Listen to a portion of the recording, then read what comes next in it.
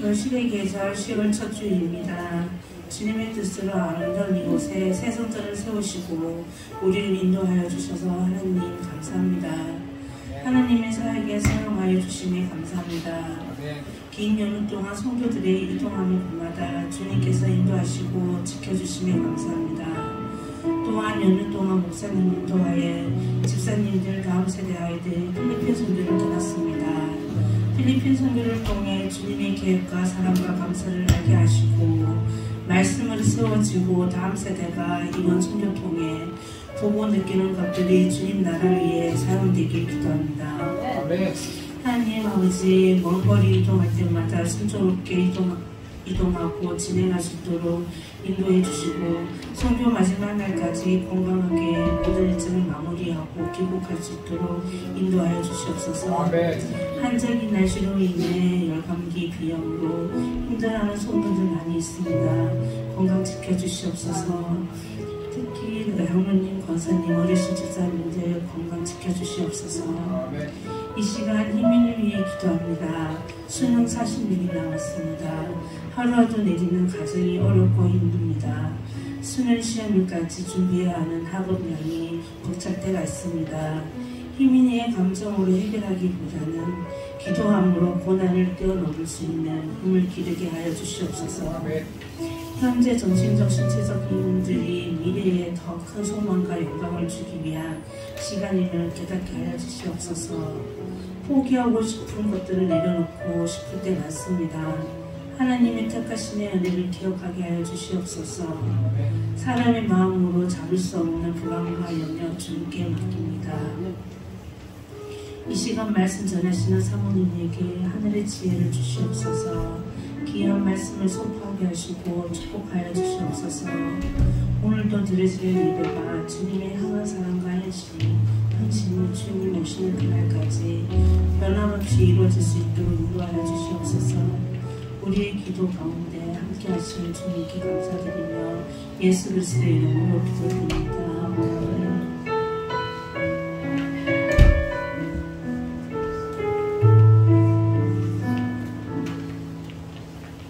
시편 19편 공독하겠습니다. 천민이 무엇으로 그의 행실을 깨끗게 하리이까? 주의 말씀만 지키 따름이니이다. 내가 진심으로 주를 찾아오니 주의 이름이 소망하지 말게 하소서. 내가 주께 범죄하지 아니하려 하여 주의 말씀을 내 마음에 두었나이다.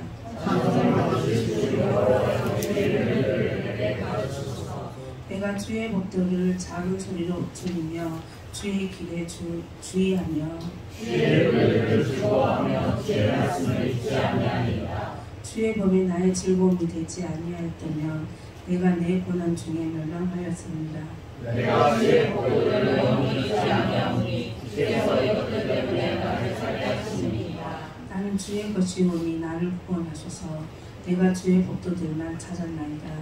이들이 나를 하려고 했거나 나는 주의 증거들만을 생각하겠나이다. 내가 몸이 모두 완전한 것이 다 끝이 있어도 주의 계명들은 심히 넓음이니이다. 내가 주의 법을 어찌 사랑하는지요. 내가 그것을 중에 작은 소리로 들으나이다. 아멘. 에베소서 1장에서 3절 14절까지 공부하겠습니다.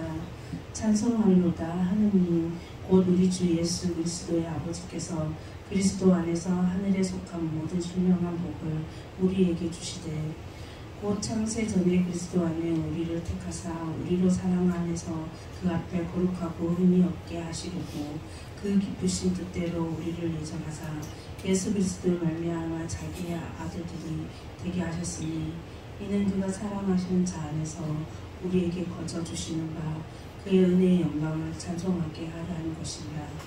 우리는 그리스도 안에서 그의 은혜의 풍성함을 따라 그의 피로 말미암아 속력 곧 제사함을 받으리라. 이는 그가 모든 죄와 총명을 우리에게 넘치게 하사 그의 뜻을 비밀로 우리에게 알리신 것이요 그의 기뻐하심을 따라 그리스도 안에서 때가 찬 결론을 위하여 예정하신 것이니 하늘에 있는 것이나 땅에 있는 것이다 주 그리스도 안에 통일되게 하려 하시니라. 모든 일을 그의 뜻에 결정대로 하시는 이의 계획을 따라 우리가 예정을 이루어 그 안에서 기업이 되었으니 이는 우리가 그리스도 안에서 전부터 바라던 그의 영광과 찬송이 되게 하려 하심이라. 그 안에서 너희도 진리의 말씀 곧 너희의 구원의 복음을 듣고 그 안에서 또한 믿음 약속의 성령으로 잊히심을 받았으니 이는 우리 기업의 보증이 되사 그 얻으신 것을 속납하시고 그의 영광을 찬송하게 하려 하십니다. 아멘. 사모님 말씀 들어주시겠습니다. 기도하고 제가 다시 기도 좀 할게요. 이제 기도하고 말씀 시작하겠습니다. 하나님 감사합니다. 오늘 이 시간 우리를 주님의 거룩한 날을 기억하여 이 자리 예배당으로 모이게 하시고 우리가 주님을 예배할 수 있게 하시는 감사합니다. 하나님 우리 선교팀들은 목사님과 함께 필리핀에 가서 현지에서 예배를 드리고 있습니다. 많은 은혜 받고 많은 은혜 끼치는 귀한 시간 될 수 있도록 인도하시고 동일한 시간에 우리 천안 하늘꿈교회에서 예배하는 우리 성도들 기억하셔서 우리 역시 선교지에 우리 성도들을 보낸 그 은혜 동일하게 하나님 우리가 이 시간 주님의 귀한 말씀 들으면서 그 현지에서 받는 은혜 동일하게 이 시간 이 자리에 임하게 하여 주시옵소서. 우리가 말씀을 들을 때 아멘으로 화답하게 하시고 주님의 귀한 말씀 토시 하나 떨어뜨리지 않고 하나님 우리의 귀한 신비에 새겨 우리의 삶 가운데 30배, 60배, 100배로 결실하는 귀한 은혜의 시간 될 수 있도록 인도하여 주시옵소서. 말씀을 전하는 자 듣는 자 피차 은혜 받게 하시고 악한 사단의 세력 틈타지 못하도록 천군천사를 동원하여 지키시고 보호하여 주시옵소서. 함께 하실 것을 믿사하며 모든 말씀 예수 그리스도의 이름으로 감사하며 기도드리옵나이다. 아멘. 자 오늘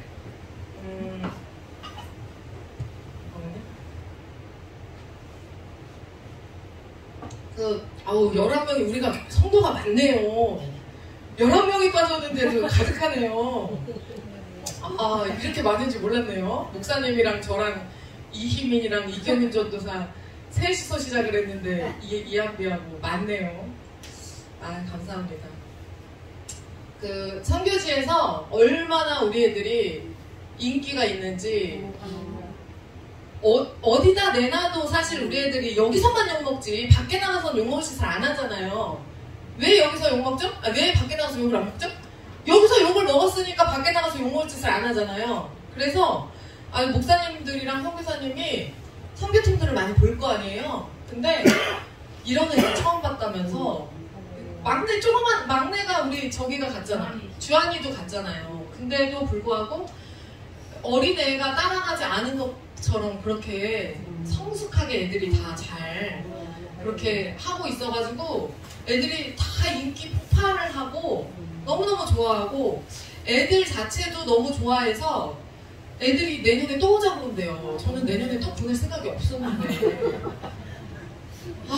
뒷일을 수습을 해야 되는 게 너무 많아갖고 보내고 나면 저는 전혀 이제 이상희 목사님 돌아가시면 어쩔 수 없다 거기도 끝이자 막 이러고 있는데 그 애들이 막 내년에 또 오면 안 되냐고 막 계속 그래가지고 다 너무 은혜도 많이 받고 그리고 이제 목사님이 몸이 점점 힘들어지니까 일정을 무리하게 안 잡아요. 목사님 자체가 힘이 들어서 그러니까 잘 또 쉬는 것도 잘 쉬면서 이렇게 해서 굉장히 좋은 소식들을 많이 이제 들려주시더라고요. 그래서 다음 주에 선교 보고 예배할 거니까 그때 이제 뭐 자세한 내용들은 들으시면 되고 그래서 여기서 그렇게 혼나면서 애들을 키웠는데 거기 나가서는 아주 칭찬을 얼마나 흠모할 만한 애들로 칭찬을 받는지 제가 너무 감사하더라고요. 그래서 내년에 또 뭐 갈지 내년에 저는 이제 말레이시아 생각을 하고 있었는데 박현진 전 목사님 때문에 말레이시아도 굉장히 좋거든요. 말레이시아도. 근데 모르겠어요. 또 필리핀 좋다고 막 애들이 막 또 보내달라고 막 그런다고 하니까 벌써 은혜는 한국으로 돌아가는 날이 이 세상에서 가장 슬픈 날이라고 했대요. 무슨 짓을 한 거야? 뭐를 먹은 거야 거기서? 이런 생각이 들었어요. 우리는 또 열심히 이곳에서 남은 이들은 이곳에서의 생활을 또 해야죠. 자 오늘 제목 다 같이 읽어봅시다. 시작. 주님은 다 계획이 있으시구나. 그래서 많이 들어보셨죠? 그 기생충에 나오는 제가 오늘 제목을 뭐라고 할까 되게 고민하다가 그 기생충에 나오는 대사를 한번 패러디를 해봤습니다. 우리 주님은 다 계획이 있으시구나 이거예요. 제가 이번에 국군의 날이었잖아요. 10월 1일이 국군, 언제 10월 1일 했죠? 언제죠? 20. 네, 국군의 날.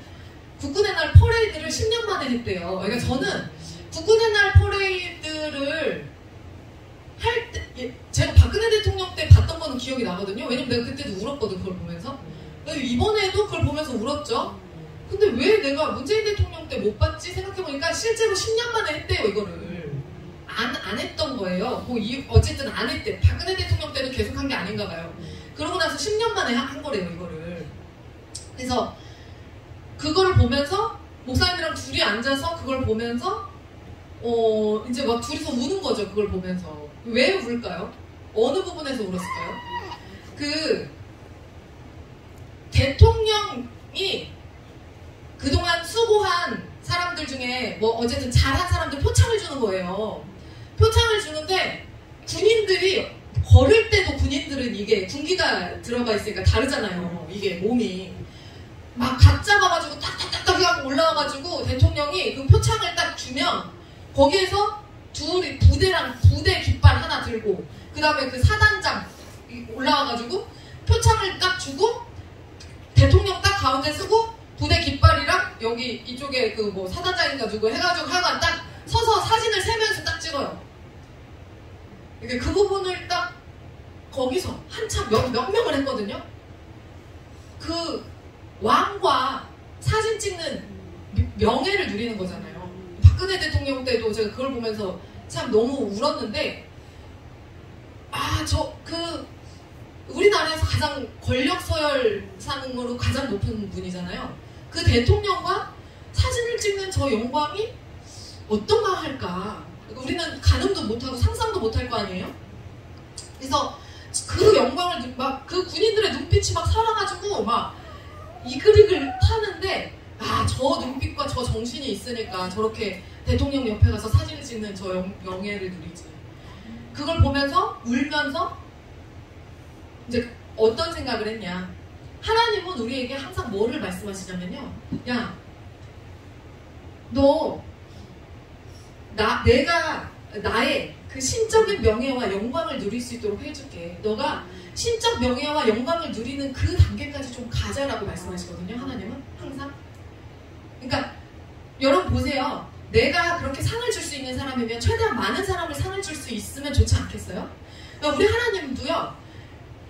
대통령도 그러지 않겠어요? 그 어떤 최대한 많이 격려하고 싶고 응원하고 싶고 그러지 않겠어요? 하나님이라면 여러분이 여러분의 자녀만 데리고 있어도 내가 자녀들에게 내가 한 자녀만 찝어서 사랑해줘야지 이렇게 생각하지 않고 최대한 내가 낳은 자녀들에게 좋은 것들을 많이 해주고 싶잖아요. 막 이게 저희 부모님이 어떻게 하시냐면요. 내가 새끼들만 안 뜯어가도 내가 죽을 때까지 내가 먹고 남을 돈이 있어. 새끼들이 맨날 뜯어가가지고 우리 엄마 아빠 맨날 그러거든요. 그러면서 뒤끝에 하는 말이 뭐냐면 뭐 재환이가 빚을 얼마를 진 거 있는데 그걸 어떻게 갚아줄까 이런 소리를 하고 있어요. 그러니까 힘들다 하면서도 자녀에 대해서 자녀가 어려움을 겪는 거를 못 보고 그거를 막 해주려고 하는 게 그게 부모 마음이잖아요. 왕도 마찬가지일 거란 말이지. 진짜로 백성을 사랑하는 왕들, 과거부터 지금까지 그 왕들, 그렇지 않은 왕들도 있지만 어쨌든 올바른 왕이라면 그럴 거란 말이죠. 우리 하나님은 그럼 선하신 왕이잖아요. 그 선하신 왕 대신 하나님께서 마찬가지로 우리를 보시면서 표창장 주고 싶으시지. 항상 잘하는 자녀들한테 그런 느낌이거든요. 하나님은 그렇게 말씀하세요. 야, 나의 신적인 명예와 영광을 누릴 수 있는 단계로 가자. 그런데 성도들은 항상 뭐라고 얘기하는 거냐면, 하나님의 자녀된 자들이라고 말하는 사람들이 뭐라고 얘기하는 거냐면, 싫어요. 나는 그냥 여기서 놀 거예요. 라고 말하는 거예요. 사실 우리가 거부하는 거거든요. 하나님 계속 우리를 끌어당기시는데, 우리가 건축을 진행하고 헌금을 하고 막 헌신도 하죠. 그러면서 우리가 지금만 생각하면 전 재산이라도 드릴 수 있을 것 같은 마음인데, 우리가 지금만 생각할 수 있어요? 사람이 산다는 게? 금방 노후되잖아요. 그죠? 그러니까 노후에 내가 쓸 돈도 있어야 되고, 내가 자녀를 가르치기 위해서 내가 뭣도 해야 되고, 내가 아내에게 생활비를 얼마를 갖다 줘야 되고, 내가 남편에 뭐를 해줘야 되고, 직장이 뭐 어떻게 됐는데 이거를 도와줘야 되고, 이런 것들이 다 있잖아요. 여러분들 그런 일들이 또 있단 말이에요. 그러니까 우리가 우리가 주님께만 몰빵하지 못하게 하는 우리 삶의 요소들이 엄청나게 있단 말이죠. 그게 다 뭐예요? 사실상 근심거리, 걱정거리. 아주 성경에서는 쿨하게 말해요. 그 모든 근심과 걱정을 십자가 앞에 내려놓으라고 말하지만 저는 죽을 때까지, 제가 주님 나라 갈 때까지 저는 천국 가서도 못할 것 같은 일이 내 근심과 걱정을 십자가 앞에 내려놓는 일을 못할 것 같아요. 왜냐면 결국에는 휴대폰비를 누가 내야 돼요? 내가 내야 되잖아. 결국에는 피아노 학원비를 누가 내야 돼요? 내가 내야 되잖아. 여러분들 마찬가지 아니에요? 여러분, 우리가 선교를 가고 싶어도 돈이 없으면 못 가요. 현실이란 말이에요. 그렇기 때문에 우리가 주님께 열심히 일을 하면서 살 때, 예수를 이렇게 열심히 믿을 때 우리가 어떤 막연한 기대감이 있냐면, 내가 이렇게 할 때 내 삶에 예수로 인해서 이런 한 푼어치라도 나아지는 어떠한 것이 있어야 된다라는 기대감이 막연하게 있어요. 이거는 열심히 주님께 해본 자는 열심히 하면서 그걸 기대하면 안 된다는 걸 알지만 그것을 기대하게 된다니까요. 그러면서, 왜냐면 그 소망도 없으면 우리가 어떻게 그거를 하나. 그런데 그러면서 그렇게 하면서 나는 잘 살아가고 있는가? 근데 삶의 어려움들은 막 계속돼. 기독교가 다른 종교와 다른 가장 큰 차이점이 뭐냐면요, 여러분, 구원자가 있다는 거예요. 구원자가. 예수 그리스도라는 구원자가 있어요. 그 이름으로 우리가 천국에 가는 거잖아요. 그 내세를 그 예수 이름으로 기약하는 거잖아요. 다른 종교는 없어. 그 존재가. 구원자라는 존재가 없어요. 매개가 없어요. 중간에 신과 우리를, 이 땅을 연결해주는 중간 매개자가 없지만 기독교는 매개자가 있어요. 구원자가 있어요. 그런데 많은 사람들이 그것 때문에 기독교를 오해하고 기독교를 버려요. 어느 부분에서 그런 거냐면, 자, 구원자라고 한다면 어떤 느낌이에요? 우리를 진짜 구원해주는 존재예요. 이스라엘 백성들이 예수를 왜 버렸어요? 우리를 로마의 압제 가운데서 구원해줄 구원자라고 생각을 했는데, 그렇게 해서 따랐는데 보니까 이런 한 푼어치 내 삶에 나아지는 게 없어요. 그러니까 구원자? 메시아? 웃기고 있네. 여전히 로마의 압제는 더 심해지고 사는 건 더 어려워지고, 구원자라는 이름이 예수에게 맞지 않아요. 매칭이 안 된단 말이에요. 그러니까 지금 이 땅에서도 이 현재 2023년 현재 수많은 사람들이 복음을 접하고 전도하고 이렇게 하겠지만, 그렇게 복음을 접한 자들 중에 예수로 인해서 내 삶에 이런 한 푼어치 도움되는 게 없으면 구원자가 될 수 없는 거예요. 그 사람들에게 예수라는 이름이 절대로 구원자가 될 수 없어요.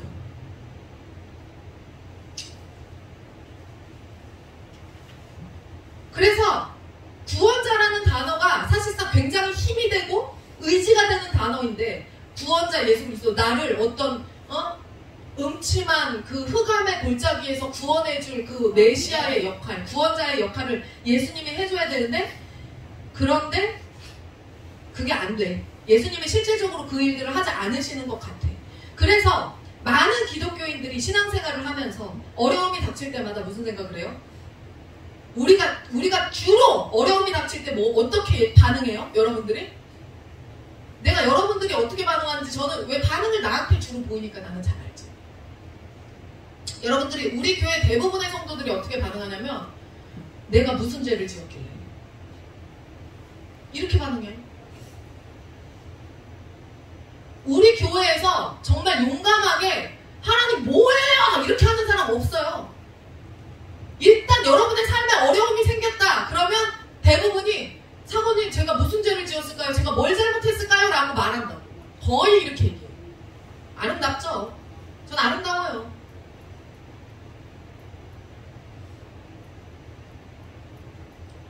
그런데 그거를 그렇게 반응을 하다가 내가 지은 죄가 없는 것 같은데, 내가 특별히 이 피조 세계를 다스리는 하나님으로부터 하나님의 이런 계획 이 나의 삶에 펼쳐진다는 것이 나는 받아들일 수가 없는데? 라고 하나님의 역사를 거부하게 된다면 그냥 그 즉시 예수 버리고 사요나라 하는 거예요. 그렇게 해서 예수 버리는 사람들이 얼마나 많아요. 그래서 사람들이 종교를 택하는 가장 큰 기준 중에 하나가 뭐냐면 철학적인 고민을 하지 않고 그냥 단순하게 가장 많이 택하는 기준이 내 삶에 이런 한 푼어치 도움이 되느냐 안 되느냐가 종교를 택하는 가장 큰 그 기준이 되잖아요. 그게 1차원적으로 생각할 수밖에 없잖아요. 왜냐면 종교 자체가 내 시간과 그 다음에 내 에너지와 내 돈을 투입해야지만 어떤 게 나오는 시스템이잖아요. 그러니까 사람들이 종교를 선택할 때 그렇게 했을 때 내가 100원을 넣는데 내가 1000원이 나와 여기에서 그러면은 선택하기가 훨씬 쉽겠죠. 다 뭐 그 종교로 몰리겠지.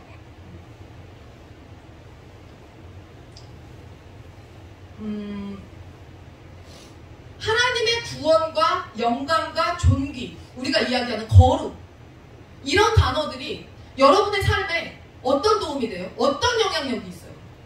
그것이 하나님의 존귀와 영광과 그 능력. 여러분 뭐 아주 쉽게 윤석열 대통령이랑 그 국군의 날 그거 사진 찍은 그 사진 한 장이 핸드폰 요금을 내주겠어요? 그 영화로운 그 순간이잖아요. 그게 핸드폰 요금을 내주겠냐고. 그 사진 한 장이 굉장히 영광스러운 일이긴 하지만 별로 의미 없는 것 같이 느껴지잖아요. 또 어떻게 보면은. 그렇기 때문에 그런 단어들이 현실이라는 문맥에서 과연 어떻게 적용될 것인가, 우리의 삶 가운데 그걸 어떻게 적용시킬 것인가, 하나님의 영광, 하나님의 존귀, 하나님의 은혜, 하나님의 거룩,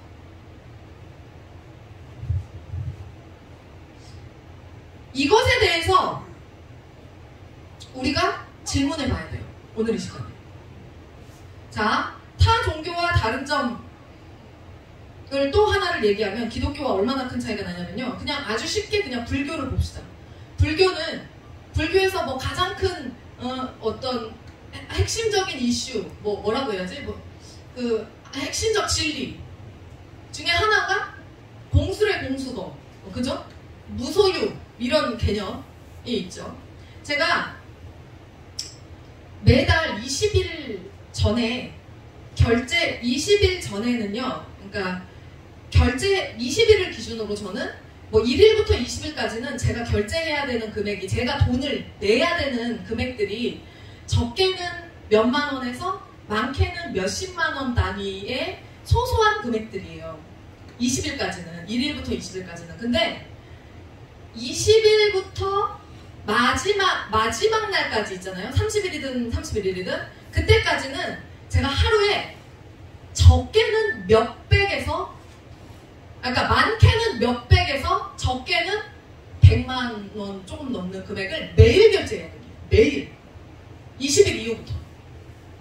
하루도 빼놓지 않고 하루에 어떤 날은 몇백, 어떤 날은 700, 어떤 날은 200, 어떤 날은 300, 어떤 날은 100, 어떤 날은 또 200, 어떤 날은 150. 이거를 열흘을 해내야 됩니다. 매일.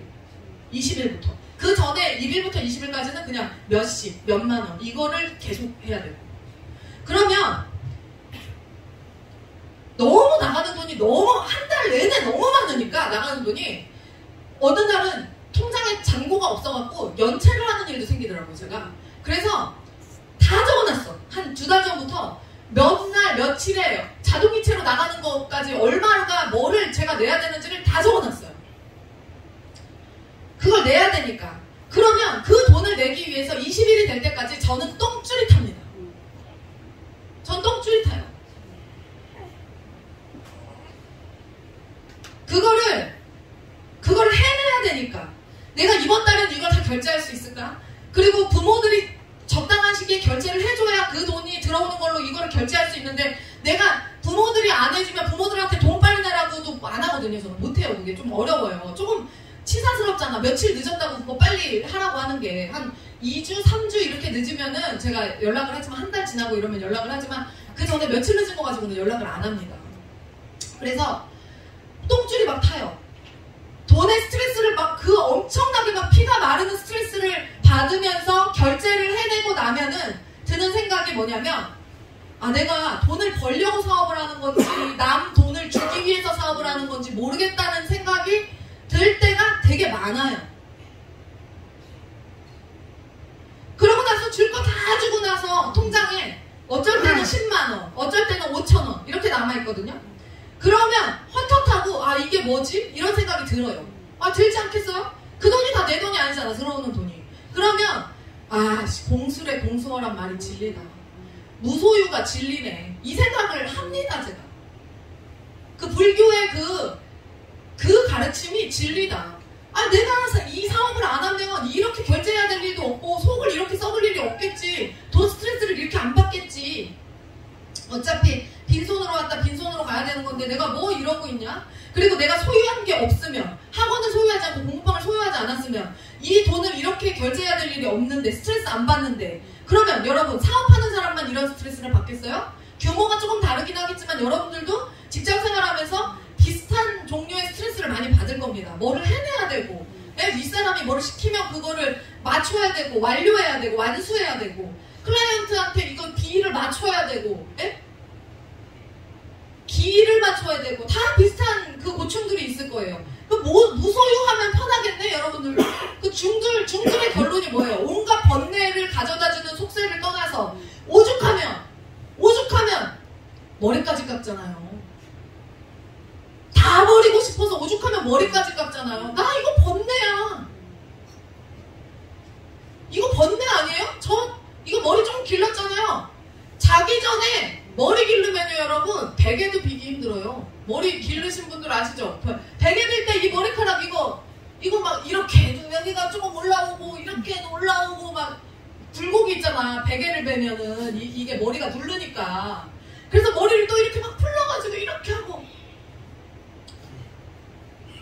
머리를 짧게 깎고 싶은데 뒤통수가 안 예뻐서 머리를 짧게 깎지도 못해. 태생적으로 못생겨가지고.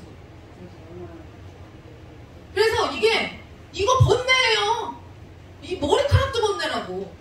얘도 다 그럼 깎아버리면 아주 괜찮겠네, 좋겠네. 머리카락도 짐이더라. 저는 그래서 어느 지점에 통달한 사람들의 기가 막힌 깨달음이 불교 안에 있다는 걸 인정을 합니다.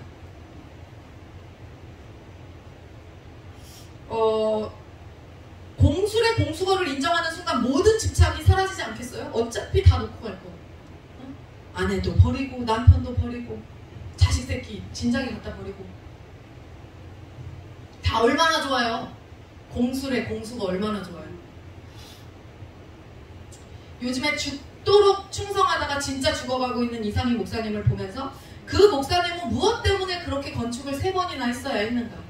여러분, 건축 그렇게 안 한 목사님들은요, 잘 먹고 잘 살고 있습니다. 그렇다고 그 목사님이 성도를 많이 남긴 것도 아니야. 그분이 저기 인중인가? 안중인가? 여기 어디지? 그 삼교천 넘어서 당진 서해대교 있는 밑에 거기에서 평택 그 항 있는 거기에서 3번을 건축을 했어요. 근데 거기에서 건축을 3번 하고 너무 질려가지고 당진으로 그걸 다 팔고 빚 다 못 갚았지. 그래도 그걸 다 정산하고 내려오는데 성도들을요 다 떠나보냈어요. 가라고, 다른 교회. 성도들이 있었는데 그 있던 성도들을 다른 교회로 다 떠나보냈단 말이에요. 그러고 다 털고 얼마나 지긋지긋하면 무소유를 실천하신 거죠. 이제 다 번뇌다. 그래서 다 필요 없다 하고 그거를 사람들도 다 성도들까지 다 다른 교회로 파송을 한 다음에 들어간 거예요. 당진으로 들어가서 또 지었어, 교회를. 아주 작은 교회를. 목사니까 정체성. 그거를 짓다가 이제 지금 암에 걸리신 거예요. 그러니까 그때부터 속썩어 왔던 것들이 지금 발병을 한 것이지. 제가 요즘에 어떤 게 눈에 들어오는지 아십니까? 어떤 목사님들과 사모님들이 때깔이 좋냐면요, 요새는요, 옛날에는 큰 교회 목사님들 좋은 차 타시고 좋은 거 드시고 성도들이 좋은 걸로 매질을 해주는 목사님 사모님들이 때깔이 좋았어요. 여러분, 지금은요 완전히 바뀌었습니다. 지금은요, 그러니까 투잡을 가진, 목회는 그냥 부수적으로 주일에는 문을 열고 이거를 해. 가족들하고 그냥 예배를 드려. 그리고 투잡을 가지고 직장 생활을 해. 성도는 없지. 그러니까 성도는 없이 목사 직함은 있어. 근데 목회는 안 해. 그리고 투잡을 껴서 돈은 자기가 직장 생활을 하니까 그걸로부터 공급을 받아. 그래서 먹고 사는데 별로 지장이 없어. 그런 목사님, 사모님의 때깔이 좋습니다. 무성도가 상팔자인 거지. 무자식이 상팔자이듯이 무성도가 상팔자인 거지. 근데 때깔이 안 좋은 목사님, 사모님들은 다 큰 교회 목사님, 사모님들. 성도가 있는 교회 목사님, 사모님들은 다 피부 푸석푸석하고 때깔이 안 좋아요. 속 썩어서. 속을 계속 썩어야 돼요.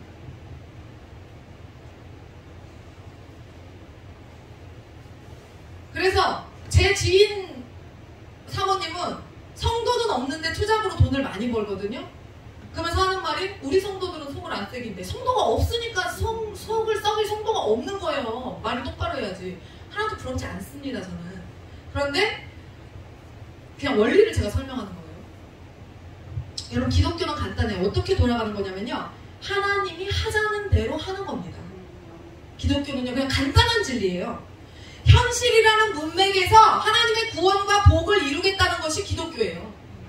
공수래 공수거니까 내가 다 신랑이고 마누라고 집이고 뭐고 다 때려치고 머리카락까지 다 깎고 산으로 뭐 들어가라. 거기서 무소유를 실천하면서 번뇌를 떨궈 버려라. 이게 아니라 현실이라는 문맥 안에서 나는 오늘도 자식 새끼를 돌봐야 하고, 오늘도 부모님을 돌봐야 하고, 나는 오늘도 교회 가서 예배를 드려야 하고, 직장에 나가서 사장한테 깨져야 하고, 이 현실이라는 문맥 가운데 하나님이 우리를 이 땅에 보내신 이유와 목적을 하나님의 친적, 명예와 영광과 존귀까지 이끌어가는 것이 기독교의 그 종교의 특성이에요. 그러니까 머리카락까지 짐이라고 깎아서 없애버리는 그런 종교의 시스템이나 어떤 그런 종교의 그 무게감과 우리 삶에서의 무게감이 어떻겠어요? 다르지. 왜냐면 우리는 그 모든 것들을 해내면서 하나님의 신적 영광까지 가야 되잖아. 우리는 그 모든 것을, 응? 제가 뭐래? 제가 한 성도한테, 이건 바람나서 나간 성도한테 욕했다가 사모님이 돼가지고 성도한테 욕을 한다고. 그래, 그 욕을 제가 먹었잖아요. 사모가 돼가지고 성도한테 욕을 한다고. 그 소리 듣고 제가 시원하게 욕을 다시 발사를 해줬지만 그 꼬라지를 보면서도 욕을 하지 않고 그 하나님의 거룩과 존귀와 영광의 신적 그 단계까지 우리가 가야 된다고. 미치고 팔짝 뛸 노릇이지. 그게 기독교라는 종교예요. 그러니 얼마나 이게 고차원적이고 철학적이겠어요. 얼마나 어렵겠냐고요. 그러니까 여러분들이 이게 머리가 좋지 않으면 신앙생활을 하지 못합니다. 그리고 머리가 좋지 않으면 기독교를 끝내는 버릴 수밖에 없어요. 이 기독교의 신비를 끝내 이해하지 못하면 기독교는요, 그냥 거치는 돌밖에 안 돼요. 이 복음의 깊은 차원까지 들어가지 않으면 그렇게 열심으로 신앙생활하는 사람들을 도저히 이해할 수 없어요.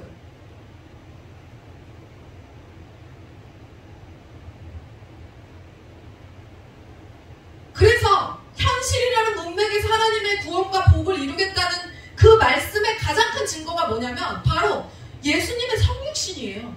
예수님이 어떻게 했어요? 하늘에 계시지 않고 내려와 버렸잖아요. 육신이 돼서. 현실이라는 문맥에서 그 구원을 이루기 위해서 내려와 버렸잖아요.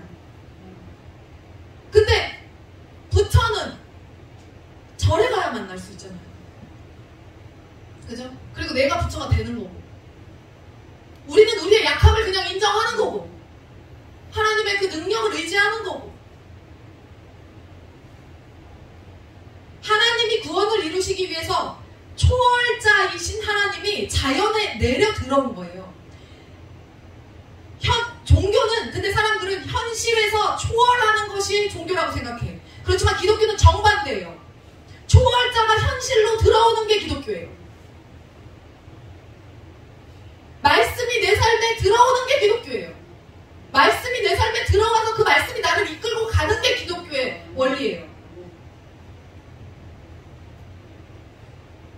그래서 기독교는 초월이라는 내용이 담겨있긴 하지만 결과적으로는 하나님의 그 놀라운 그 실제 세계사의 역사 가운데 어떤 형식이나 형태 안에서 구체적으로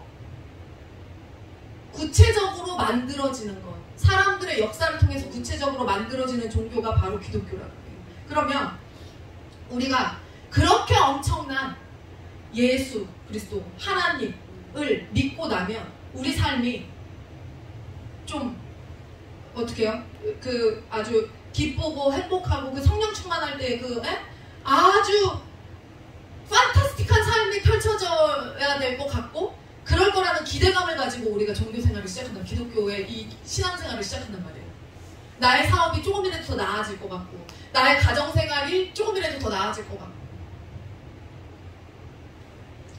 그런데 뜻밖의 그런 하나님의 충만 가운데 우리가 기독교의 신앙생활을 시작하게 되면 나름 막 그 충만함으로 쓸모있는 인생을 살아가게 될 거라고 막 기대감을 가지고 시작을 했는데 막상 열어보면 믿고 난 다음부터 어려운 가정이 우리의 삶 가운데 준비되어 있더라라는 거를 여러분들이 느끼실 겁니다. 삶이 쉬워요? 나는 아직 잘 모르겠다. 제가 맨날 그러잖아요. 결혼한 지 얼마 안 된 사람들한테 농담으로 아직 조식의 쓴맛을 보지 않아서 뭐 이런 식으로 농담을 제가 치잖아요. 진담이에요. 진담인 거 아시잖아요. 그거 제가 조식의 쓴맛을 보지 않아서라고 말할 때 농담이지만 진담인 거 아시잖아요. 그러니까 그리고 아직 어린 아이들도 마찬가지고 조식의 쓴맛을 니네는 아직 안 봤지. 살면서 내가 그렇게 하나님의 영으로 충만한데도 불구하고 신앙생활을 그런 것으로 시작을 했는데도 불구하고 어려움들이 막 질비되어 있어요. 삶을 살다 보면 속을 썩이는 집에서 속 썩이는 사람이 없으면요 옆집 개라도 속을 썩입니다. 이게 지금 제가 무슨 말인지 여러분들 아시는 분들은 아실 겁니다. 집에서 속 썩이는 사람이 하나도 없어. 그러면 옆집 개라도 지랄을 하고 난리요. 그래서 꼭 있습니다. 어려움이 예비되어 있고 준비되어 있어요. 항상. 제가 여태 도입부에서 설명한 거 사는 거 왜 이렇게 어렵냐. 결제 맨날 해야 되고 힘들다. 맨날 그거 쳇바퀴 돌듯이 그거 맨날 그거 해야 된다. 그거. 예수 믿고 나면 태평성대만 있을 줄 알았는데 이것은 마치 뭐냐면 아이가 태어나면 자라야 하는 것과 같고 부부가 결혼을 하면 그때부터 힘든 것과 마찬가지예요. 부부가 결혼을 하고 나면 행복하지만 함께 이겨내야 될 문제들이 또한 굉장히 많이 있습니다. 자녀가 태어나기 전에는 좀 덜해요. 근데 아이가 하나가 생기고 둘이 생기고 셋이 생겨보세요. 장난 아닙니다. 그냥 뭐 아주 여러분이 체감할 수 있는 가장 쉬운 방식으로 제가 말씀드리면 휘민이 한 달에 휘민이한테 교육비 150, 이한비한테 교육비 150. 이슬비는 빼고 얘기하는 거예요. 지금 이슬비 빼고. 걔는 몇십만 원 안 쓰니까. 얘네 둘한테만 300만 원이 들어가요.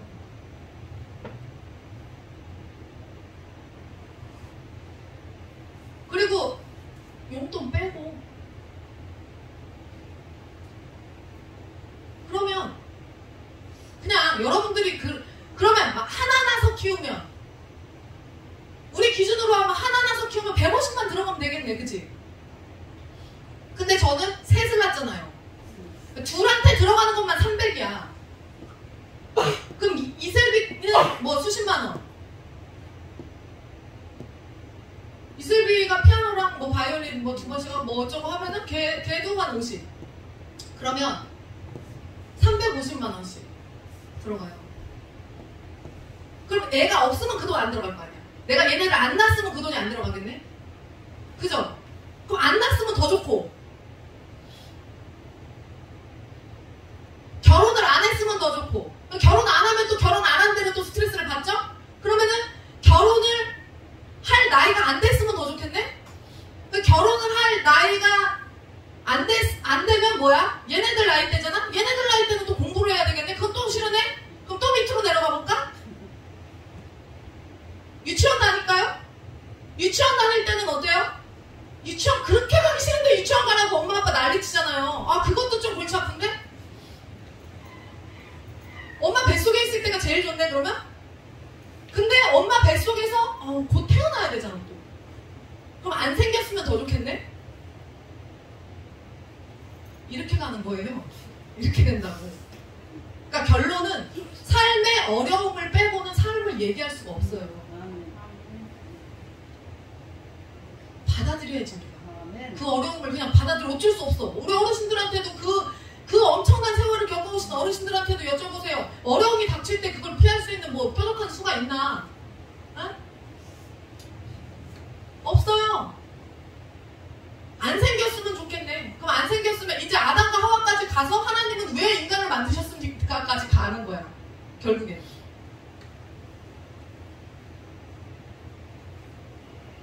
부부가 결혼을 하면 어지간한 특수한 경우를 제외하고는 사랑하는 사람과 서로 결혼을 합니다. 그런데 둘이 사랑만 하는 거는 문제가 없어. 왜? 그냥 둘이 좋아 죽으면 되니까. 근데 이렇게 자녀를 낳고 이렇게 아이들을 키워내고 아픈 아이들을 돌보고 이러면서 막 가정을 막 꾸려가지고 나도 이제 노인이 되고 아이들이 또 아이를 낳고 이 세대를 계속 반복하면서 이거를 계속 살잖아요.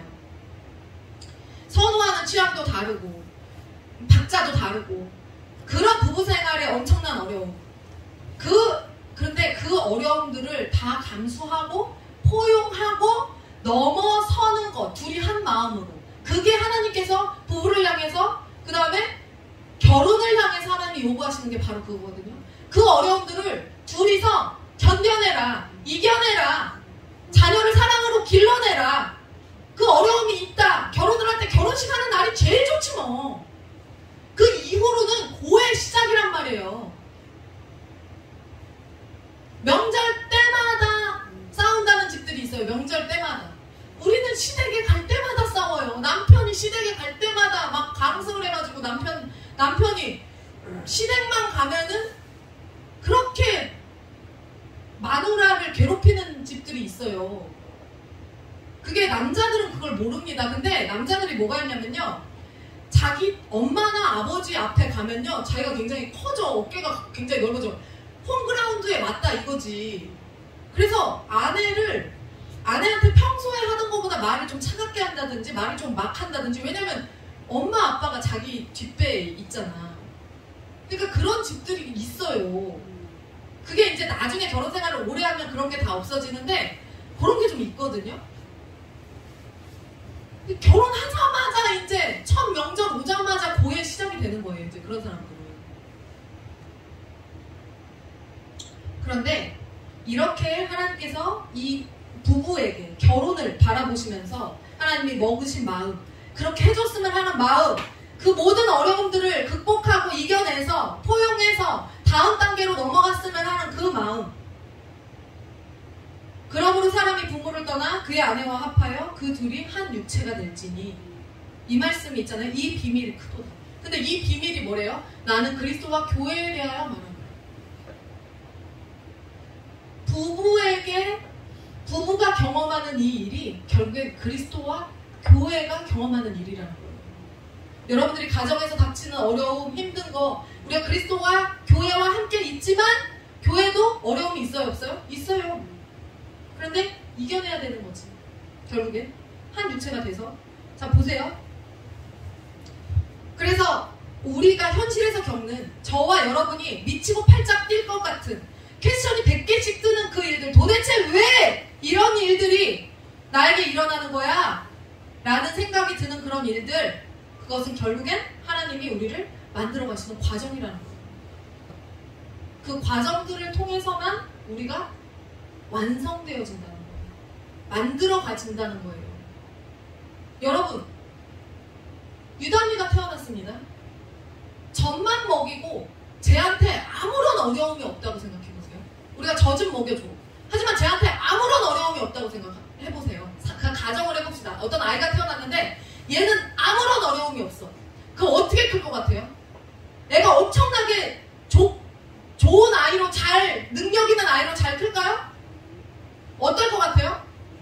완성품이 나올까요? 우리 애들이 왜 필리핀에 가서 이런 애들 처음 봤다, 이렇게 잘하는 애들 처음 봤다라는 칭찬을 왜 받을까요? 걔네들한테 교회는 곱니다.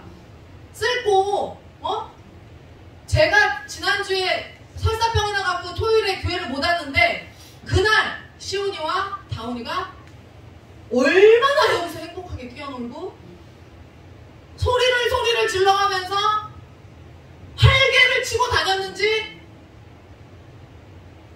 제가 이번 주에 딱 왔더니 애들이 저를 보니까 긴장을 빡 하고 인사 빡 하고 이제 얌전히 조용히 이렇게 있는 거죠. 어른이 딱 등장을 하니까 거기서 딱 기가 딱 잡혀가지고 소란스럽게 했다 그러면 뭐 때문에 소란스럽게 하는 거야? 한마디면 다 끝나고,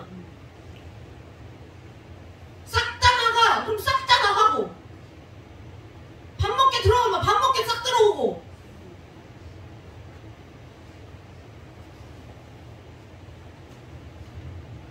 우리가 그 어려움들을 반드시 경험해야지만 면역이 어떻게 생겨요? 아파야 면역 생겨요. 아파야. 우리 유담이 아버님 애 아플까봐 걱정 되게 많이 하시죠? 그렇잖아요. 아파야 면역이 생겨요. 안 아프면 얘는 어른이 돼서 큰일 납니다. 감기도 못 견딥니다. 돌 때까지는 어차피 애들 별로 안 아파요. 그 이후로 감기를 달고 살아요. 미세기관지염 달고 살아요. 애들 키워보신 분들 아실 겁니다. 병원 계속 가요. 응급실 안 가면 다행이야. 왜? 왜 그래요? 면역이 생기는 과정이에요, 그게. 그래서 예방주사를 왜 놔줘요? 먼저 면역 강화되라고 예방주사 놔주는 거잖아요. 균을 넣어줘 버리잖아요. 균을 넣어줘서 싸우게 하잖아요. 그래서 항체를 만들어주는 거잖아요. 신앙생활을 시작하면 어려움들이 당연히 있는 겁니다. 그래야 커지지, 그래야 만들어지지. 왜? 우리 하나님은 다 뭐가 있으시다고? 우리를 향한 계획이 있으시다고. 다른 종교랑 가장 큰 차이점이 또 뭘까요? 계획을 가지고 있는 신이 없어요. 신 자체로서 계획을 갖고 있는 신이 없다고. 근데 우리 하나님은 계획을 갖고 계신 분이에요. 우리를 향한 계획이 있으신 분이라고. 어떤 신이? 부처라는 그 존재가, 불자들에게 목적이 있어요? 예정하심이 있어요? 오늘 본문 여러분 아까 읽어보시면 예정이라는 말이 되게 많이 나옵니다. 예정하셨다, 계획하셨다는 말이 계속해서 나옵니다. 자신이 창조하신 그 피조물들에 대해서 예정하셨다, 계획하셨다.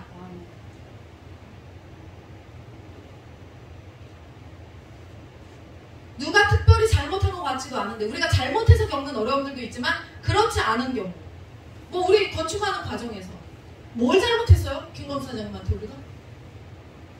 제가 맨날 뭐라고 하는지 아세요? 제가 맨날 막 집에서 막 이게 분이 막 올라와가지고 감당을 못할 때 목사님 앉혀놓고 제가 맨날 똑같은 소리 합니다. 내가 돈을 얼마나 깔끔하게 돈 처리를 하는 사람이고 돈 관리를 하는 사람인데 왜 내 옆에 돈에 대해서 저렇게 티미한 저 사장님이 붙어가지고 이 공사를 하냐는 거야. 무슨 말씀인지 아시죠? 심은 대로 거둔 다음에 그러면 나 같은 사람이 붙었어야지.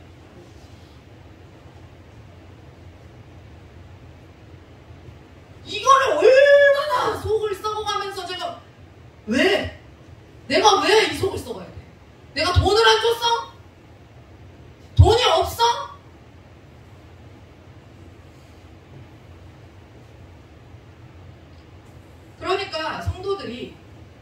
아주 가장 낮은 단계의 시험 드는 그 부분이 어디냐면, 그렇게 해서 하나님 내가 잘못한 것도 없는데 내가 왜 이 일을 당해야 돼요? 이게 결론이 안 나잖아요.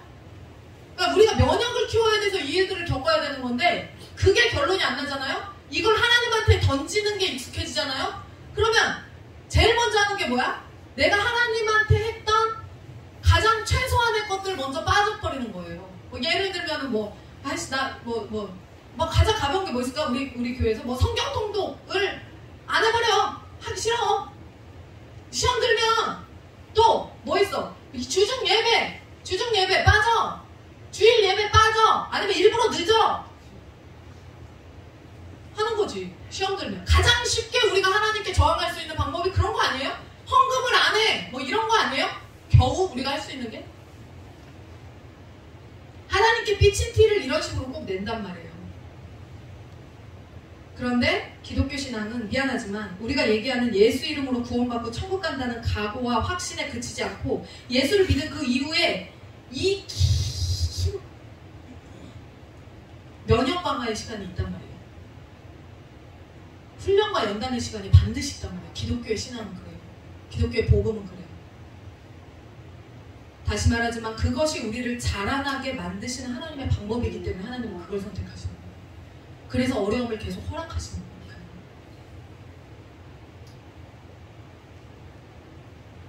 우리 안의 땅끝들이 기독교를 인정하기 힘든 그 사람들이 현실 속에서 이 기독교 신앙을 인정하기 힘든 가장 큰 어려움이 뭐냐? 구원론 위주로 해석을 하면은 이 기독교 신앙을 이해할 수 없어요. 뭐냐면, 야, 너 천국 갈 수 있어? 천국 갈 믿음이 있어? 있어. 아멘. 있어. 확신이 있어? 이게 핵심이죠. 너 그렇게 해서 천국 가겠니? 나 천국 갈 구원의 투구를 썼다. 나 확신이 있다.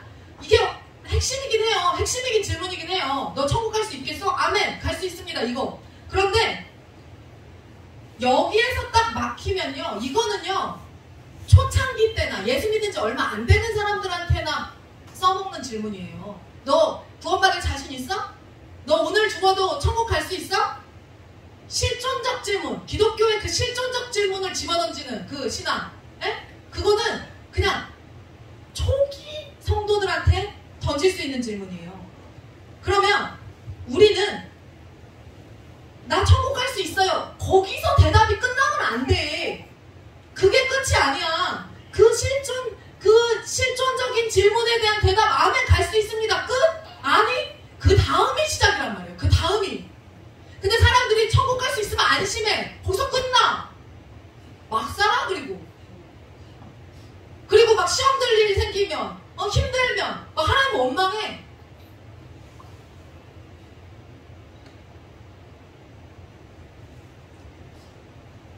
자, 우리가 성경을 읽어보지 않은 사람들이라면, 예수를 믿지 않는 사람들이라면 성경에 대해서 어떤 생각을 가지고 있을까요? 우리 상훈 형제님은 교회를 다니기 전에는 성경을 안 읽어봤을 거 아니에요.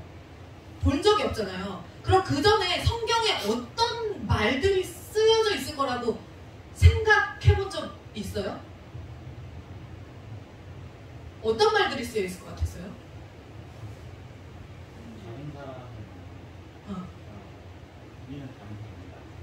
우린 다른 사람이다. 우리 지금 여기 교회 다니고 있는 사람들은 다른 사람이다. 그런 말이 쓰여져 있을 것 같았다.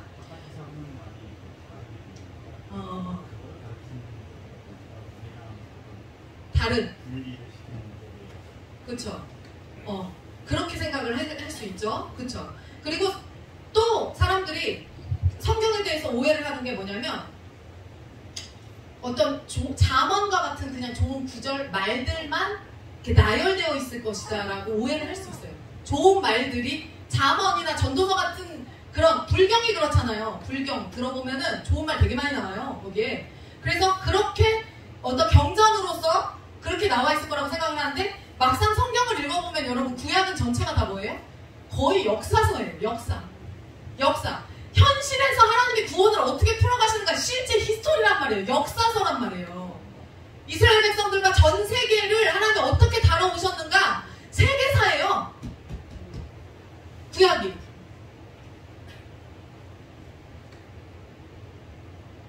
그러면 구약을 통해서 하나님이 끈질기게 말씀하시는 게 뭐냐면 역사가 하나님의 손밖에 있지 않고 하나님이 알든 모르든 하나님의 손 안에 있다는 거를 하나님이 그거 알려주시고자 하는 거거든요. 여러분의 삶의 그 어려움들, 그 힘든 일들 하나님의 손 안에 있다는 거를 알려주시기 위함이에요. 그 서사가 하나님 손에 담겨져 있다는 걸 알려주시기 위함이라고. 그래서 성경을요, 좋은 말들만 나열시켜 놓은 게 아니라 구약을 통해서 그 인간이 창조로부터 타락해가지고 하나님이 약속을 주시고 다시 구원에 이르는 그 과정들, 결국에 천국에 가는 그 과정을 우리에게 알려주시고 보여주신 거예요. 그 어려움들, 그 과정들. 야, 봐라! 얘네도 다 겪었다. 그런데 너 이게 아까 그 질문, 실존적 신앙관, 그냥 예수 믿었어, 나 구원 받았어, 아멘, 천국 갈 수 있어, 이걸로만 세팅이 딱 이루어지면 그 이후에 발전이 없어. 천국 가는데 아주 개판 5분 전으로 사는 거죠. 그게 뭐야? 그게 무슨 신앙이야?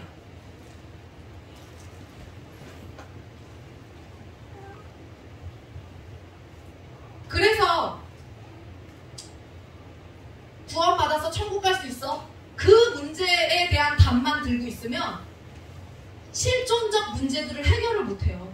우리 삶에 펼쳐진 오늘의 이 문제를 남편이 이렇게 나를 바글바글 속을 썩이는 거, 혹은 아내가, 혹은 자식이 내 속을 이렇게 바글바글 썩이는 거를 해석할 수 없어요. 천국 가는 거하고 이거하고는 지금 완전히 차원이 다른 얘기거든. 왜냐면 죽어서 나는 천국은 가겠지만 지금 나 지옥이잖아. 이거 어떻게 해결할 거야, 이 얘기를. 아무리 해도 들어 먹질 않는데. 그래서 어떻게 해요? 사람들이 시험에 딱 닥치면, 시험이 들면 예수를 떠나죠.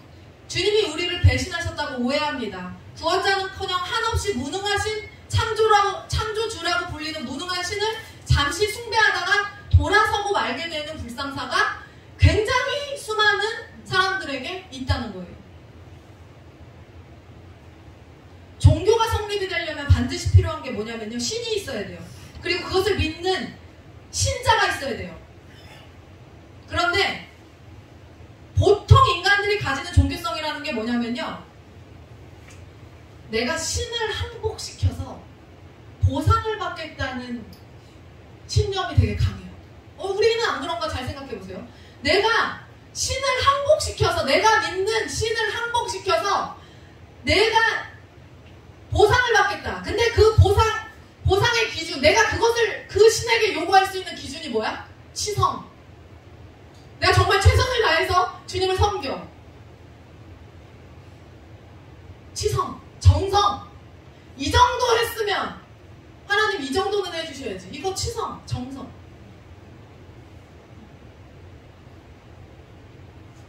그 보상을 받겠다는 의지를 투사한 종교 형태가 가장 많아요. 무속신앙 그렇잖아요. 지성이면 감천. 내가 믿는 신이 어떤 신이든 상관없어. 근데 거의 다 그런 식으로 신을 해석하고 신을 그렇게 대접하죠. 내가 바치는 정성과 헌신에 감동해서 내 소원을 들어달라는 게 무속신앙의 기초입니다.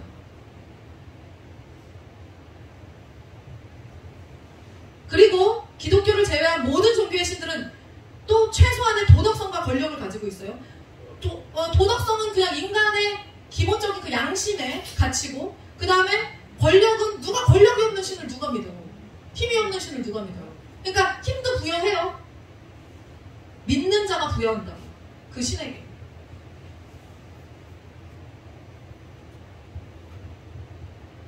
그러면서 도덕성이 가미되면서 권성징악이라는 인간이 가지는 그 최상의 가치를 집어넣어요. 이런 사신, 개인신, 사신우상이라고 그러잖아요. 이런 개인신 우상들과 우리 창조주 하나님의 가장 큰 차이점이 뭐라고요? 바로 신 자체가 무슨 계획을 가지고 있거나 목적이 있거나 방법을 가지지 않아요. 그들은. 선앙당에 가서 나무에게 막 이거 막 빌고 막 하늘에 뭐 신께 막 빌고 막 이러잖아요. 그게 뭐예요? 근데 그들은 자기의 요구를 그냥 계속 투사하고 있는 거예요. 해결해내라 이거지. 내가 이 정도 치성을 드리는데 해결해내라 면서 계속해서 그걸 요구하지. 근데 하나님은 뭐래요? 하나님은 우리가 하나님이 요구하고 우리가 막 보상을 해달라고 하는 거 그것과 관계가 없어. 하나님은요, 하나님 자체로 우리를 향한 계획과 목적과 뜻과 예정하신 게 있어요. 그게 완벽히 다른 거예요.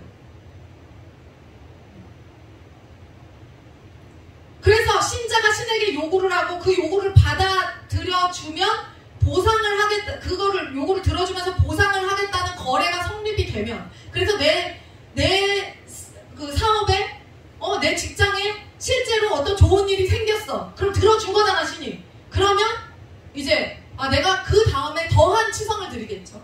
그리고 더한 것을 또 요구하겠죠. 이런 식으로 가는 거예요. 지성이면 반천이니까. 그렇지만 신 자신이 목적을 가지지 못한다. 그런데 우리 에베소서 1장 3절에서 6절 오늘 본문 찬송하리로다 하나님, 다 같이 읽어보세요. 시작. 찬송하리로다 하나님 곧 우리 주 예수 그리스도의 아버지께서 그리스도 안에서 하늘에 속한 모든 신령한 복을 우리에게 주시되 곧 창세 전에 그리스도 안에서 우리를 택하사 우리로 사랑 안에서 그 앞에 거룩하고 흠이 없게 하시려고 그 기쁘신 뜻대로 우리를 예정하사 예수 그리스도로 말미암아 자기의 아들들이 되게 하셨으니 이는 그가 사랑하시는 자 안에서 우리에게 거저 주시는 바 그의 은혜의 영광을 찬송하게 하려는 것이라.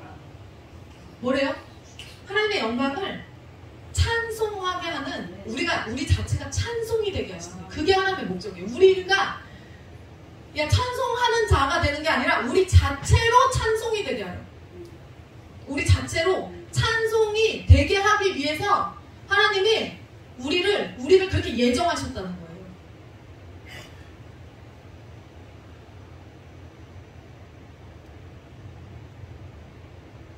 하나님 자체로 계획을 갖고 있다고. 하나님 자체로 목적이 있다고요. 성도들을 어디로 데려가시냐? 은혜와 영광의 찬송이 되게 하겠다. 영광의 찬송의 꽃으로 하나하나를 만드시겠다는 거거든요. 우리를. 그런 피조물들로 만드시겠다는 거예요. 근데 우리가 가장 크게 오해하는 게 뭐라고요?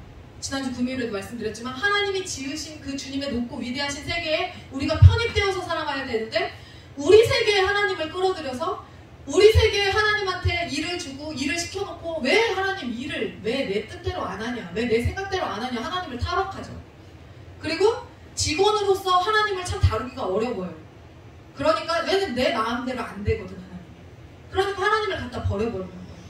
우리가 가장 많이 하는 질문과 가장 많이 하는 실수, 내가 하나님 믿어드렸는데 왜 나에게 고달픈 인생만 펼쳐져 있어요? 이게 모든 시비의, 하나님과의 시비의 출발점이 되는 질문이 바로 이거예요. 하나님, 내가 그 정도로 믿어드렸는데 왜 하나님 나에게 이 정도 인생밖에 선물을 안 주시나요? 왜 나에게 이 정도 신랑밖에 안 주셨나요? 왜 나에게 이 정도 자녀밖에 안 주셨나요? 왜 나에게 이 정도 아내밖에 안 주셨나요? 이스라엘이 구약 전체 4,000년 동안 하나님이 말씀하신 이스라엘이 구약 4,000년 동안 내 말을 안 들었다.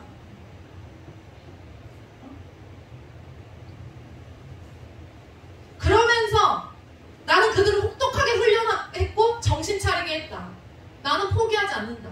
우리는 뭐예요? 여기서 우리가 성경을 통해서 이 구약 전체를 통해서 우리가 받아들여야 되는 거 똑같아요. 그렇게 속을 썩고 있지만 내 남편을 끝내 포기하지 않는 거. 그렇게 속을 썩고 있지만 내 자녀를 끝내 포기하지 않는 거. 그렇게 속을 썩고 있지만 내 아내를 끝내 포기하지 않는 거. 그리고 하나님의 훈련을 순리대로 받아내는 것, 살아내는 것, 그 삶을 지켜내는 것.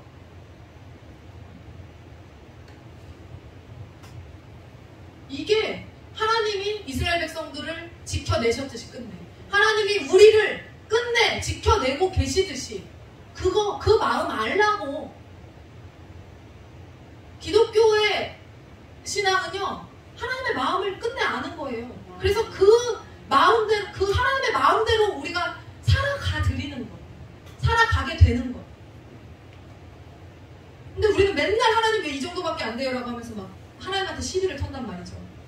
이스라엘 백성들이 하나님을 말을 징그럽게 안 들었어요. 근데 하나님의 특징은 뭐예요? 굴복시키는 신이 아니에요. 하나님은, 여러분들이 하나님을 진짜 오해하고 있어요. 내가 진짜 가끔 어떨 때 너무 무지하다. 제가 여러분 어떤 경우도 봤냐면 자, 결혼을 했잖아요. 결혼을 했는데 남편이 마음에 안 드는 거예요. 그래서 뭐라고 얘기했냐면, 야, 아니 내가 지금 이렇게 결국엔 이혼을 했어. 그 커플이. 그러면 내가 이렇게 결국에는 이혼을 했는데, 그럼 하나님이 내가 이렇게 이혼할 거 아셨으면서 이 사람하고 결혼할 때 결혼식장에 안 들어가게 내 발을 부러뜨리시지. 하나님을 원망하는 거야.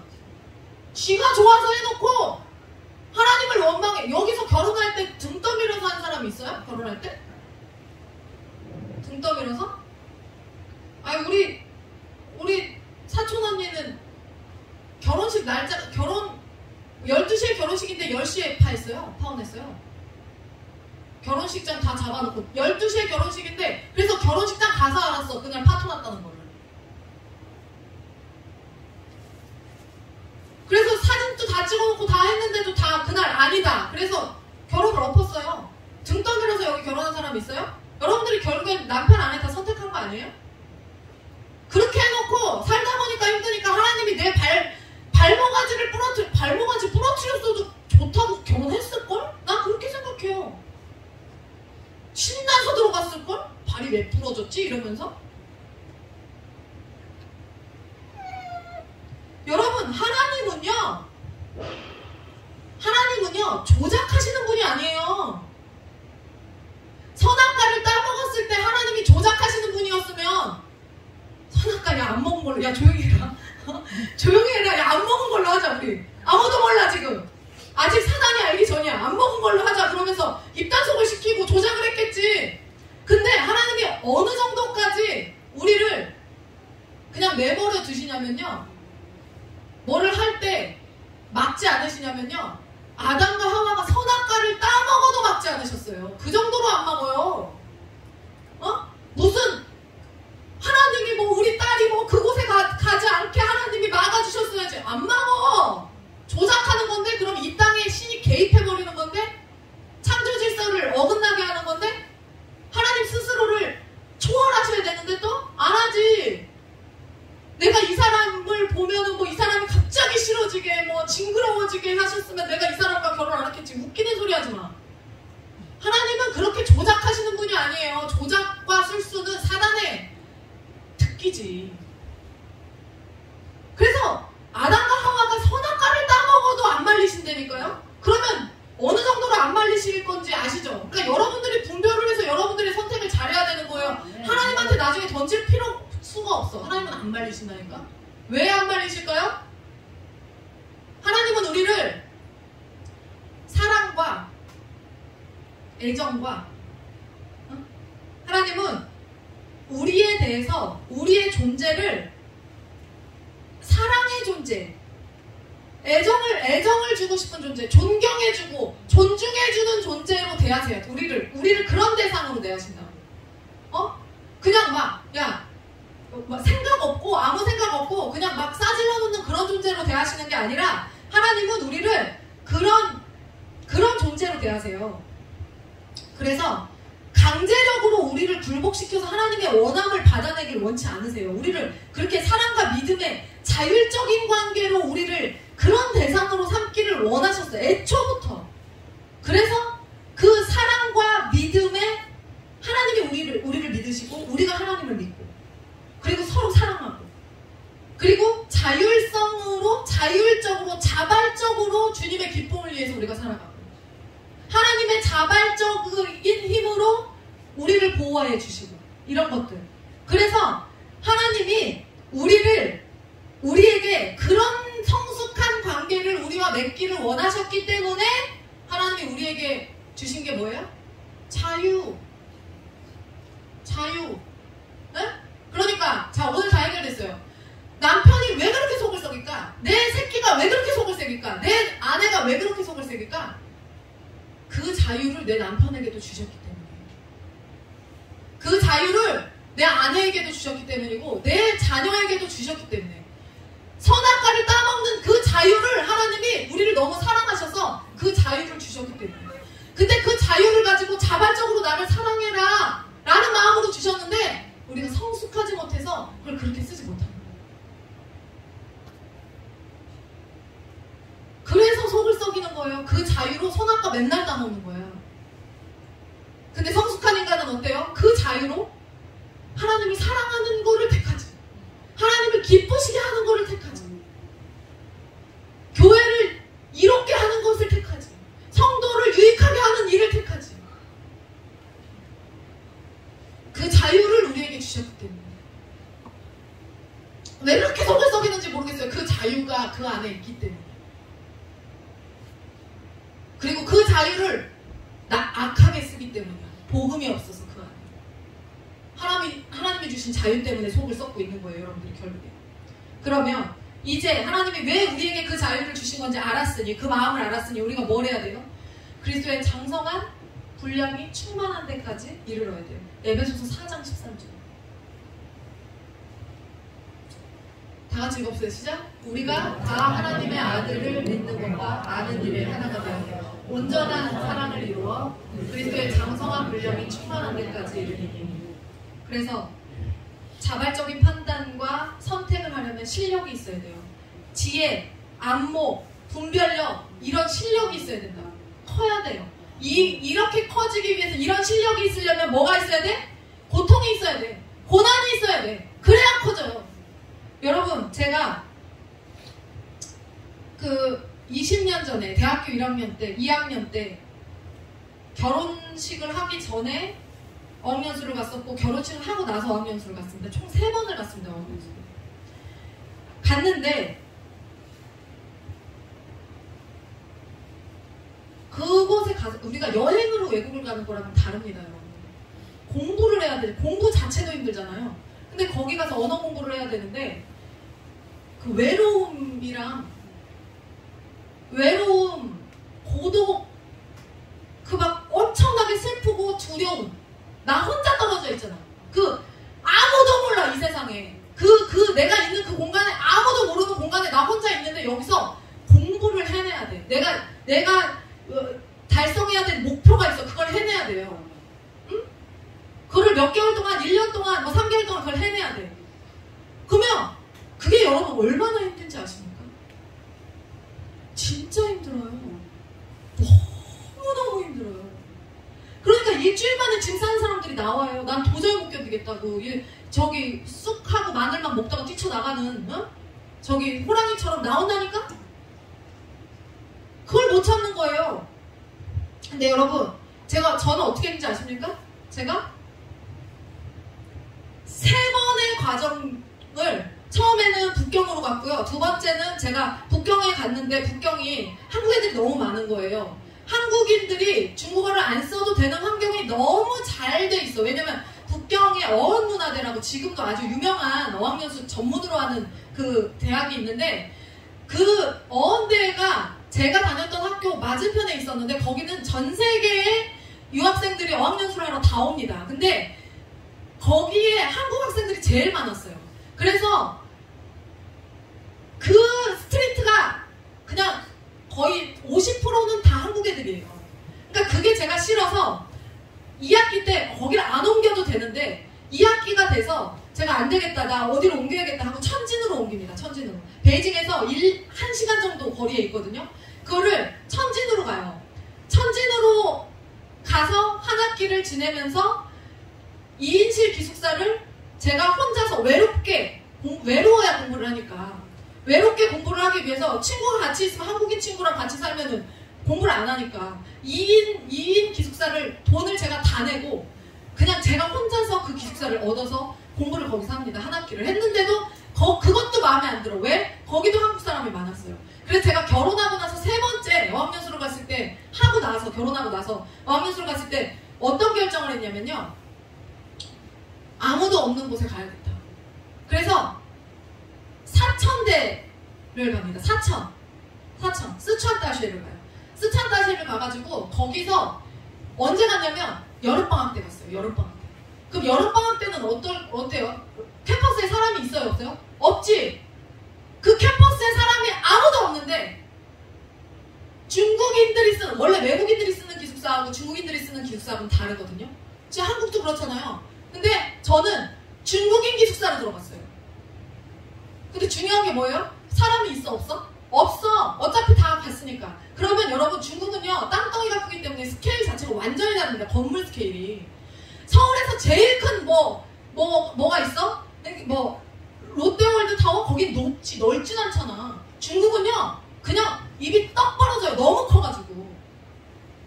그 기숙사가요 여러분 막 우리나라도 기숙사 한 1000명대인가? 그럼 거기는 한 10배는 돼요.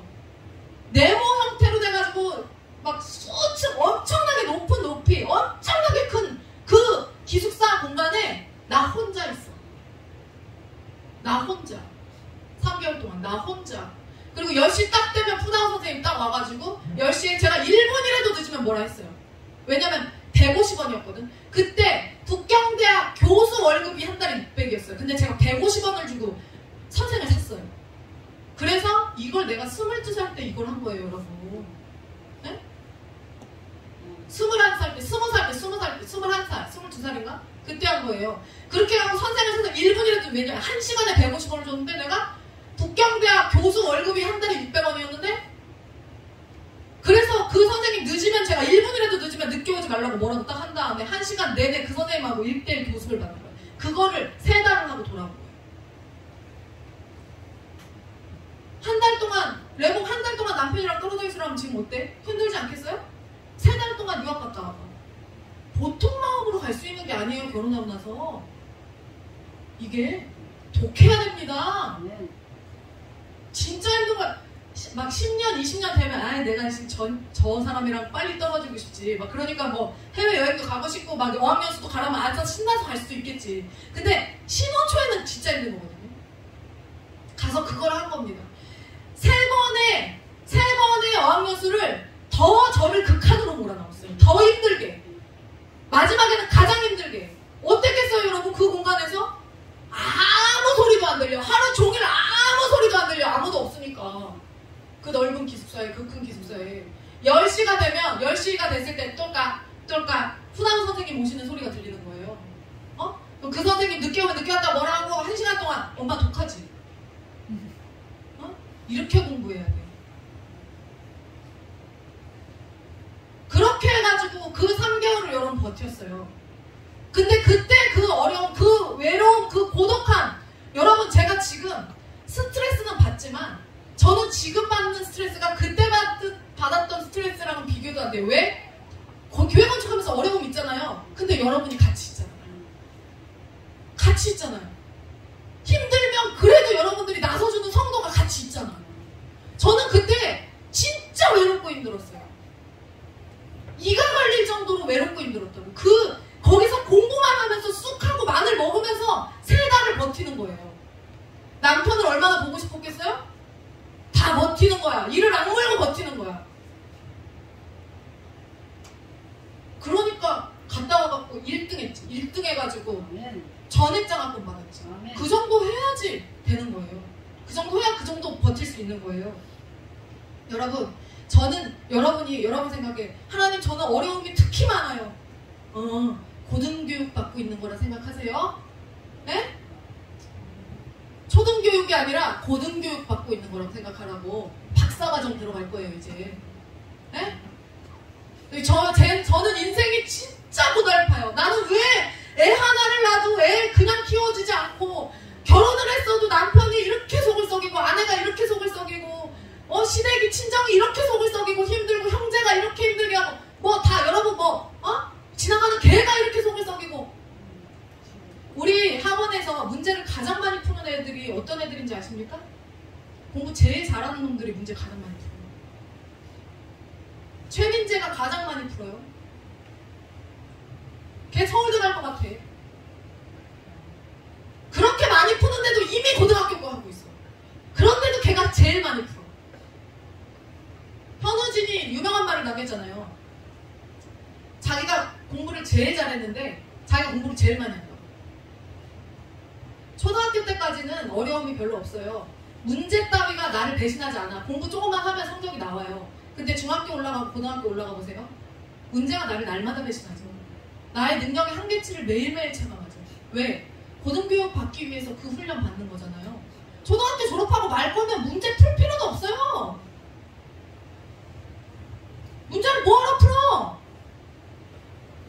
그리고 일찌감치 기술 익혀갖고 하면 돼. 기술은 또 기술대로 고난이니까. 얼마나 힘들어요. 기술 배우는 거 이거 칠하고 이거 머리 깎고 하는 거 기술 엔지니어 되려면 뭐 얼마나 힘들어. 현장에서 일하는 게 얼마나 힘드니까 그냥 그거 해. 하기 싫으면. 근데 그건 더 힘들다? 쉬운 게 하나도 없어요. 인생은 힘들어. 하나님이 주신 자유의지로 내가 사랑하는 어떤 존재가 이상한 선택을 할 때 그것 때문에도 힘들고요. 일을 하는 과정에서도 힘들고 다 힘들어요. 근데 그런 힘들고 어려운 것들을 내가 계속해서 극복해내는 거예요. 근데 제가 그때 그 힘든 경험이 없었다면 지금 이런 일들 겪으면서 멘탈이 맨날 무너졌겠지. 근데 짜증이 나는 거야. 짜증이 나는 거지 멘탈이 무너지진 않아요. 그리고 내가 너무 짜증이 극도로 올라갔을 때는 여러분들이 또 나서주시고 여러분들이 함께 한다는 게 얼마나 어디 진짜 일주일만 외국에 혼자 여행 말고 다른 어떤 목적이 있어서 외국에 혼자 한번 가보세요. 아니면 내가 거기서 1년을 살아야 돼, 2년을 살아야 돼. 그렇게 한번 생각해보세요. 슬퍼요. 눈물 나요. 되게 힘들어요. 공부를 하러 가야 돼. 매일매일 짐 싸서 돌아가고 싶다니까. 이겨내야지. 그 힘든 것들 다 경험해내야지. 그래야 그것이 여러분들을 크게 만드시는 하나님 계획 가운데 쓰여지지 아름답게. 왜 나에게 이런 어려움이 여러분 진짜 학원하면서도요 극도의 스트레스를 갖다주는 학부모를 극복하잖아요. 그 한 명을 극복하잖아요. 그 웬만큼 어려움을 갖다주는 학부모들은 일도 아닙니다. 그냥 극복할 수 있어요. 진짜 센 성도 하나 극복하잖아요. 그러면 어제 우리가 선영 집사님하고 김은영 집사님하고 그 얘기를 했어요. 야 우리가 그동안 교회를 떠나간 사람들을 한번 되새겨보자. 교회를 떠나간 사람들을 막 한 명 한 명 생각나는 사람들을 이름을 막 우리가 막 얘기하면서 하는데 와 정상이 없어지네요. 다 여러분들이 한 명 한 명 또 진짜 다 극강에 있던 사람들. 근데 그런 사람들은 왜 떠났을까요? 말씀을 못 견디지. 우리는 어떻게 해요? 현실에서 풀어내라고 하니까 이 말씀. 그래서 우리 교회가 다니기 힘든 거예요. 성육신 하신 예수님처럼 그 구원을 너네들의 현실에서 이루라고 말하니까. 그래서 힘든 거예요. 우리 교회가 다니기.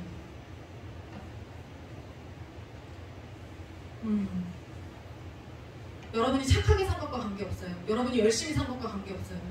하나님 우리에게 자유의지를 주셨고 그거에 따른 여러 가지 고통들이 우리의 삶 가운데 죽을 때까지 펼쳐져요. 근데 우리는 엄청나게 커져 있어요. 엄청나게. 그 그릇을 만들어 가시는 그 하나님의 목적대로 우리가 만들어지는 그 과정 가운데 하나님은 우리를 사용하고 계시는 거예요. 여러분의 자녀와 여러분의 남편과 여러분의 시댁과 여러분의 친정과 여러분의 형제들, 여러분의 고객들, 여러분의 CEO들, 여러분의 대표님들을 사용하고 계시는 거예요. 여러분의 상사들을, 후임들을 사용하고 계시는 거예요. 여러분을 그렇게 만들어 가시기 위해서. 그래서 로마서 8장 17절에 보면요. 그리스도와 함께 영광을 받기 위해 고난도 함께 받아야 할 것이라고 말씀하셨고 로마서 8장 28절에 보면요. 그리스도 예수 안에서 모든 것이 합력하여 선을 이루는 거예요. 우리가 알거니와 하나님을 사랑하는 자 곧 그의 뜻대로 부르심을 입은 자들에게는 모든 것이 합력하여 선을 이루는 거예요. 만사형통하는 삶만 있으면 뭘 모든 것이 합력하여 선을 이루어요. 이런 말이 왜 나와. 그런데 뭐예요? 그 모든 과정들 잊지 마. 그 모든 과정들을 통해서 그 모든 어려움의 과정들을 통해서 모든 것이 그리스도 예수 안에서 합력해서 선을 이루게 될 거예요. 그게 이 말씀이 이 약속의 말씀이 있기 때문에 우리에게 소망이 있는 거예요. 이 말씀을 기억하시고 하나님의 목적대로 하나님의 예정하신 대로 그 어떤 신도 가지고 있지 않은 그것대로 우리가 우리의 삶을 아름답게 찬양의 꽃으로 영광의 꽃으로 그 하나님이 원하시는 신적 명예와 영광의 자리까지 이르게 되는 우리 하늘공부의 모든 성도들 되셨으면 좋겠습니다. 네, 기도하겠습니다. 하나님 감사합니다. 우리 안에 하나님께서 말씀을 사모하는 그 마음을 주시고 하나님 오늘 이 시간 예배를 통해서 주는 말씀 듣게 하시면 감사합니다. 여러 가지 어려움들이 우리 삶에 있었는데 그것이 왜 그런지 몰랐는데 하나님 오늘 이 시간 말씀을 통해서 깨닫게 하시면 감사합니다. 우리가 더욱더 믿음의 장성한 분량에 이르기까지 더욱더 고군분투할 것입니다. 주님의 능력으로 우리의 부족한 점을 채우면서 나갈 것입니다. 주님 우리와 함께하여 주시고 하나님 우리가 결국에는 하나님이 원하시는 그 목적대로 예정하신 대로 그 신적 영광과 그 존귀의 자리까지 명예의 자리까지 오를 수 있는 우리 하나님의 성도들 될 수 있도록 주님 천국 가는 그날까지 우리와 함께하여 주시옵소서. 모든 말씀 예수 그리스도의 이름으로 감사하며 기도드립니다. 아멘.